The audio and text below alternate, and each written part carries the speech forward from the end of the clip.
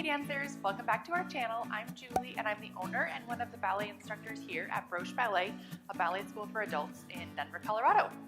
Before we get started today, if you are liking our videos, please do be sure to like, subscribe, give them a share, all that good stuff. It really does help us out. So today's video is going to be a little bit about pirouettes. This video is a request by Instagram user Pointe, who won our last giveaway on Instagram. This is going to be a little bit of a video to help you land your first single turn. A lot of these principles can still apply to your multiple pirouettes, but really geared towards your first pirouette that you're working up towards. So we're going to go through three main tips. First, let's talk a little bit about the pirouette panic. The pirouette panic is where you're about to go for a pirouette and you have this gorgeous balance at the bar and everything is working perfectly, and then all of a sudden there's a pirouette in the combination and you think, oh my god, I have no idea what's going on, and everything about your passe balance goes totally out the window. This is the pirouette panic. This is the biggest challenge that you have to overcome, at least that I see as a beginner adult dancer. Your brain is telling you that you're going to die because you're spinning around and it's super crazy and your brain just panics and totally shuts down and goes blank. You have to get over this pirouette panic if you're ever going to get your first pirouette, and then if you're going to get multiple pirouettes, certainly there can't be a pirouette panic. What happens is your brain just totally shuts down, goes black. It's almost like you can't even see anything. If you watch someone turning and they have pirouette panic, their eyes are sort of glazed over, maybe rolled back, maybe closed. They really just aren't looking at anything or seeing anything. So the other two tips that we're going to go over do help with the pirouette panic, but one big tip to help with the pirouette panic is to be really aware of being present while you're turning. You could think about talking while you're turning, like if you were going to go for a pirouette and have a conversation with your friend. It might feel super goofy, but if you've got a ballet buddy, maybe you can try it after class in the studio. Just try a pirouette while you're holding the conversation, like, hey, how's it going? What's going on? And really make sure that you're engaging with that person and keeping your brain present as opposed to just kind of going off into the land of panicky pirouettes. You can do this with your spot. It's a little harder to do with your spot than with talking to a person because your brain won't naturally interrupt your sentence to panic. If you are doing it in the middle of a combination, obviously you can't just start talking. I mean, you could, depends on what kind of class environment you're in. But if you want to do it with your spot, you want to really look at something, see something, see the detail in something on the wall. You know, think about where you're looking and actually try to look at it and see something. If you've got only the mirror to spot, try to look at yourself. Maybe try to see the side of your body as you're turning around. But really try to look at something and get your brain out of that panic and into the moment. The second big tip I want to talk today about is the amount of force you give yourself. When you're going for your first pirouette, you think that you need a crazy amount of force. You get ready, you're in that fourth, and you're like, okay, we're going to get this pirouette. And you start and you wind up and you go totally crazy and wild. This isn't necessary. It's just a single turn. It's really not that much. I know it's a little bit annoying to say that when it feels like it's so complicated, and it really is so complicated. Don't get me wrong. I'm not trying to say it's not complicated. It's just that you don't need that much force to get around. Like, just stand there and turn, no technique. Just try and spin around. Just kind of spin around and see how little force you need to get around. I mean, it's only a single turn. It's not like you're going for 8 pirouettes. If you're watching on YouTube or Instagram or whatever you're watching and you're seeing 10 pirouettes on stage or whatever's going on, yeah, they're going to give themselves a lot of force. But before you can even get one pirouette, a single turn with that much force, you don't need that. Just dial it down like 10 notches. Wherever you are, most likely you need to just take it down a notch. This really contributes to the pirouette panic because before your brain is used to this amount of spinning, if you really give yourself a big push and you really go for it, it's going to be really scary because you are turning way faster than you need to do.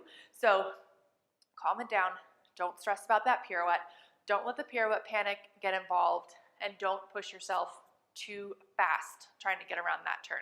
You'll get around. It's only a single turn. It's not that far. Really just getting used to that.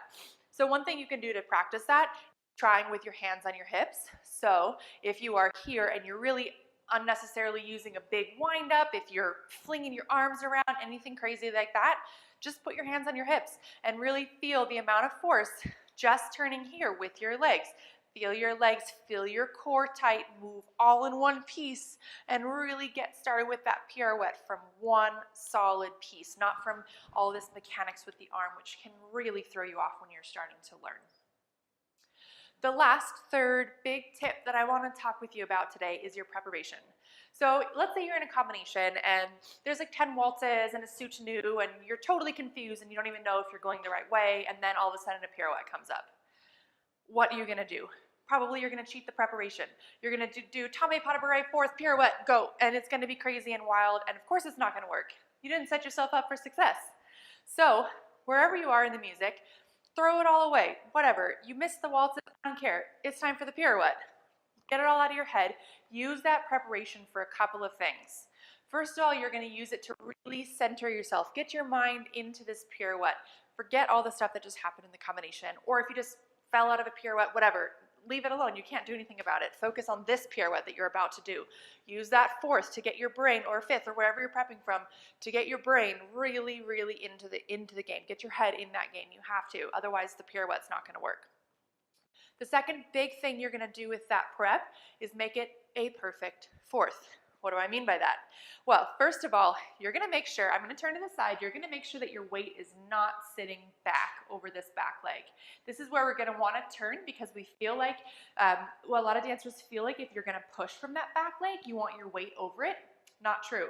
You want to be mostly already over that front leg, so all you've got to do is just push with that back leg. So a little test before you go for that turn. Can you pick up your back leg, or are you going to fall over? So if I'm back here on my back leg and I pick it up, I'm going to fall every time. But if I'm forward over my front leg and I pick that back leg up, I'm not going to fall over. So that's a big part of that perfect fourth, is where your weight is centered.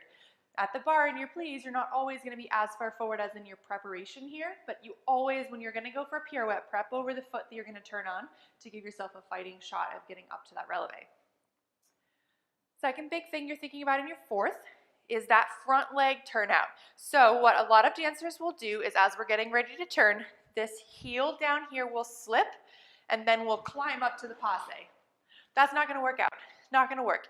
We're going to lose all of the wind up from this leg. So turn this leg out, keep that heel planted down there, feel that heel forward, and then snap up to that releve passe. Don't let it come in first to go up. If you can't do this, work on it, build some strength. If you can't do it just plain, then it's probably not going to work in your pirouette either. It is quite hard, because what you're doing is telling your leg it has to take all your weight turned out. That's no easy task. So don't give it a hard time. Just work on it. Really work on getting all the way up there without letting it slip back first. So far in our fourth, we're not leaning back over that back foot. We're going to be up over that front foot, and we're not going to let this foot slip as we get started for our pirouette. It's going to stay forward in a nice, gorgeous turned out position before it snaps up to the passe on the way around. Last thing you're going to think about in that fourth is with that front leg, you're really going to keep it turned out. So that is a big part of what we just talked about in the last one, where you don't let that heel slip. Really feel that front leg turning out. This is where your wind-up is going to come from the turn. Wind-up doesn't come from here with the upper body. Wind-up comes from that front leg really opening to the back of the room, and then it's going to snap, and that'll let you go around. In that demo, I just snapped with my heel. That's not right. I was doing it more to demo how we're going to snap and get around, not that your heel would slip. So from here, you're going to open those legs, open, open, open, open, and then snap together. Yeah? So with that, that's where that wind-up's coming from. So since the wind-up is coming from there, this is the last thing here. Don't let your arms do the work. So a lot of dancers will kind of flop their arms around and make it really floppy there. We want to have your arms really connected into your back. Press down on your arms. Don't let them get down here, but still press down. You want to engage the lats under your arms all the way up under here with nice, strong arms. Don't let them get floppy. That's really going to throw you off if you have floppy arms. So you're going to have a nice, strong fourth, strong arms, and then a nice, gorgeous pirouette without too much force and without panicking. So let's summarize all of the tips that we've learned. So first of all, be really aware of the pirouette panic. Don't let it catch you by surprise. It is a real thing, and really try to keep your wits about you and tell your brain that nothing crazy is happening. Turning is totally normal. Second, Don't give yourself too much force. There's time for that later. Just get that single. It's really not that much force. It takes a lot of mechanics. It's really complicated, but it's not a big push with your arms. It's not a big push. It's very little amount of force to get you around for one turn. And then you're gonna really focus on that preparation. So your weight is gonna be over your front foot. Your front heel is gonna stay forward. Don't let it slip back. That leg is gonna be turned out. Strong arms, don't let them get floppy. And then reset your mind. Don't forget about that. Whatever happened in the combination, it's over, it's done, you can't fix it. Messing up this pirouette is not gonna fix that, so at least nail your pirouette. That is all. One last tip to leave you with is nail your landing. If you do a pirouette and fall out of it and you land in a gorgeous, beautiful landing, the audience may not even notice that you fell out of it. So regardless of what happens, teach your body to just stick your landing, nail it, and make it gorgeous.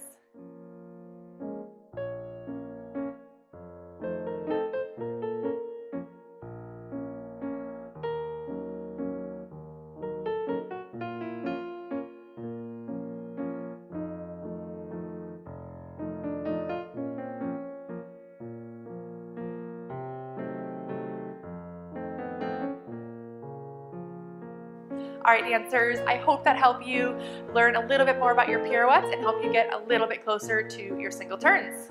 Let us know if you have any questions in the comments below, if you give it a try, if any of the tips work. And until next time, again, don't forget to like, subscribe, share, and all that good stuff.